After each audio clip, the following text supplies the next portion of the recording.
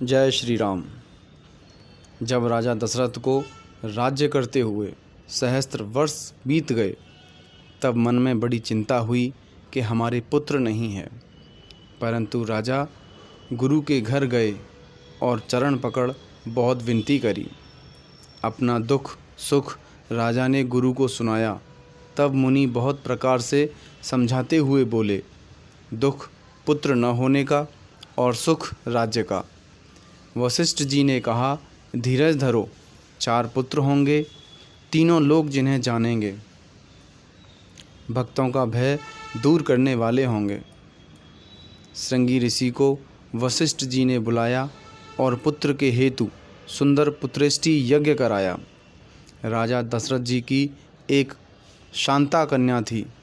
अंग देश के राजा ने रोमपाद शांता को मांग लिया। राजा दशरथ ने उन्हें शांता को दे दिया। दोनों की मित्रता थी।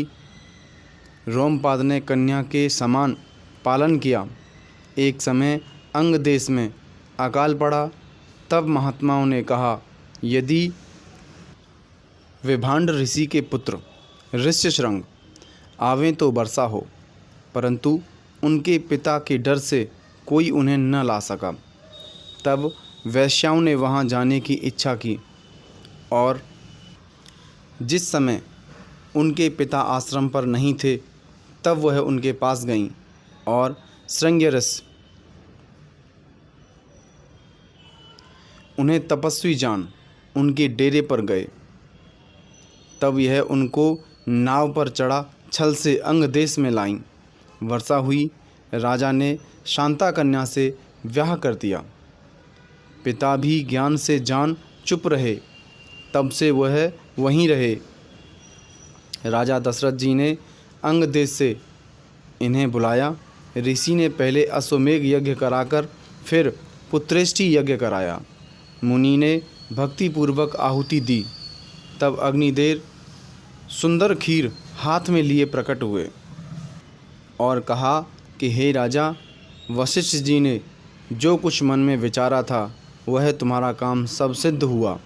यह खीर जाकर यथा योग्य भाग बनाकर बांट दो।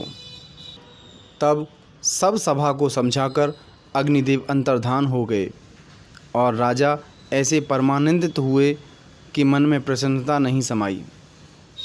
तब राजा ने प्यारी स्त्रियों को बुलाया। कौशल्या, कैकेयी, सुमित्रा आईं। उस संपूर्ण खीर को आधा भाग कर कौशल्या को दिया और आधा जो बचा उसके फिर 2 भाग किए। सो राजा ने कैकेयी को दिया और चौथाई बचा उसके फिर 2 भाग किए, कौशल्या को दिया। कैकेयी के हाथ में दोनों भाग रख मन में प्रसन्न हो सुमित्रा को दिए। इस प्रकार से सब नारी गर्भ सहित हुईं। मन में बड़ा हर्ष और सुख हुआ। जिस दिन भगवान श्री हरि गर्भ में आए, तभी से उस लोकों में सब संपत्ति जो राक्षसों ने उजाड़ दी थी छा गई। सब रानी मंदिर में विराजमान होती हैं, जो शोभा, शील, तेज और गुणों की खान हैं। सुखपूर्वक कुछ समय बीत गया। जब प्रभु प्रकट होने का समय हुआ, योग, लग्न, नवग्रह, वार, यह सब ही श्रेष्ठ थे। उस समय चर अचर सब प्रसन्न हुए, कारण कि राम का जन्म सुखमूल था। 9वीं तिथि, चैत का पवित्र महीना, शुक्ल पक्ष, अभिजीत नक्षत्र, सिंह लग्न, प्रीति योग, यद्वा यह हरि को प्यारे थे। दोपहर के समय बहुत शीत और घाम नहीं, अथवा रात दिन का बराबर था और लोक को विश्राम पावन काल है, क्योंकि दोपहर के समय सब विश्राम पाते हैं। ठंडी सहज सहज सुगंधित पवन चलने लगी। देवता प्रसन्न हुए। संतों के मन में बड़ा चाव था। वन फूल गए। संपूर्ण नदियाँ अमृत के समान स्वच्छ जल वाली हो गईं। सो समय जब ब्रह्मा जी ने जाना, तब सब देवता विमान सजाए सजाए चले। निर्मल आकाश देवताओं से भरपूर हो गया। गंधर्व बहुत से गुण गाने लगे। अंजलि में फूल ले बरसाने लगे। आकाश में गहे गहे बाजे बजने लगे। नाग मुनि देवता स्तुति करने लगे और बहुत प्रकार से अपनी अपनी सेवा जताने लगे। देवताओं के समूह विनती करके अपने स्थान को गए। उस अवसर में जग निवास, जो संपूर्ण जगत में वास करते हैं, जिसमें सब जगत वास करता है, वह भगवान प्रकट हुए, जो संपूर्ण लोगों को विश्राम देने वाले हैं। जब यह कृपालु दीनों के ऊपर दया करने वाले कौशल्या के हितकारक प्रकट हुए तो महतारी मुनियों का मन हरने वाला सुंदर रूप देखकर बड़ी प्रसन्न हुई। जिनको नेत्र, सुंदर सांवला शरीर, 4 भुजा, शंख चक्र गदा पद्म धारण किए, निज आयुध धनुष बाण को जिनकी भुजा खींचे हुए हैं, जो पांव तक लंबायमान ऐसी वनमाला और अनेक गहने पहरे हुए हैं, जिनके नेत्र बड़े शोभा के, जो समुद्र और राक्षसों के मारने वाले हैं। दोनों हाथ जोड़कर बोली, हे अनंत, यदि आप अंतरहित अनंत रूप हो, आपकी स्तुति मैं किस प्रकार से करूं?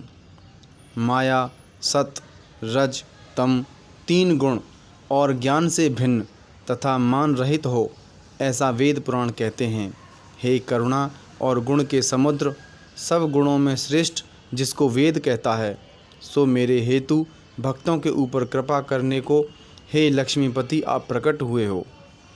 माया से बनाए हुए अनेक ब्रह्मांड जिनके रोम रोम में लगे हैं, ऐसा वेद कहता है, वह मेरे उदर में रहे। यह बड़ी हंसी की बात है। यह बात को सुनकर तो धीरों की मति भी स्थित नहीं रहेगी, अर्थात नहीं ठहरेगी।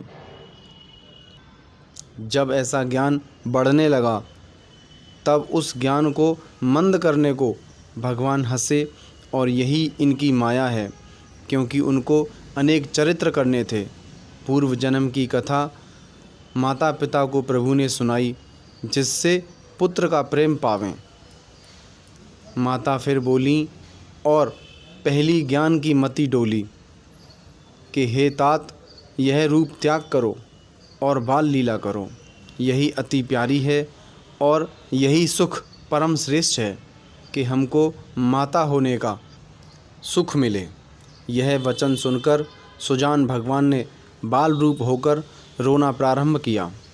इस चरित्र को जो गावेंगे वे भगवान के लोक को जाएंगे और संसार सागर में नहीं पड़ेंगे। प्रभु ने ब्रह्मांड, गौ, देवता, संतों के हेतु मनुष्य अवतार लिया है। जो माया, गुण और इंद्रियों से परे हैं, उन्होंने अपनी इच्छा से शरीर धारण किया है। यह पार्वती जी का दूसरा प्रश्नोत्तर पूर्ण हो गया।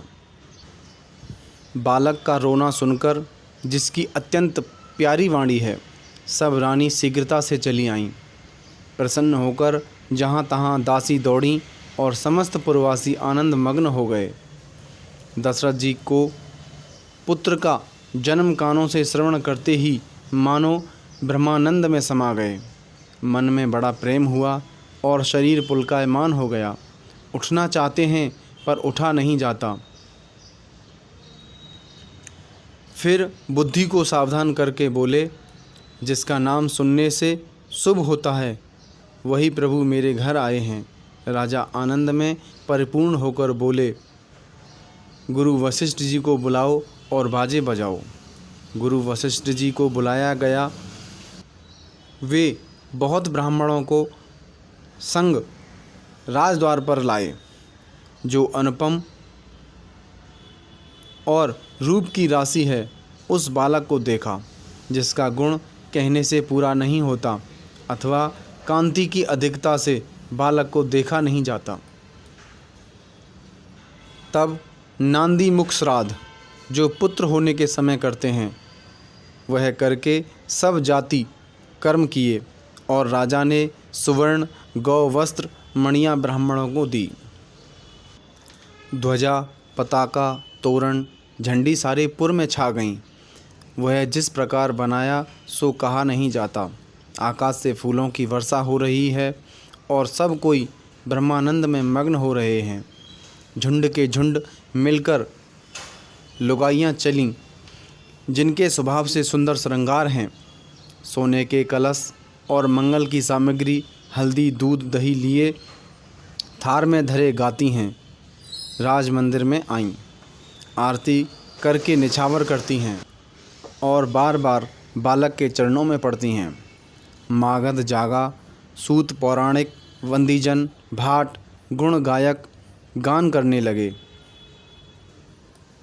सब किसी ने सर्वस्व दान अर्थात जो जिसके पास था सो दे दिया और जिसने पाया उसने भी पास नहीं रखा, औरों को ही दे दिया। मृगमद यानी कस्तूरी चंदन कुमकुम की गलियों में बारिश होकर कीच होने लगी। घर घर आनंद के बाजे बजने लगे कि सुखमूल प्रकट हुए हैं।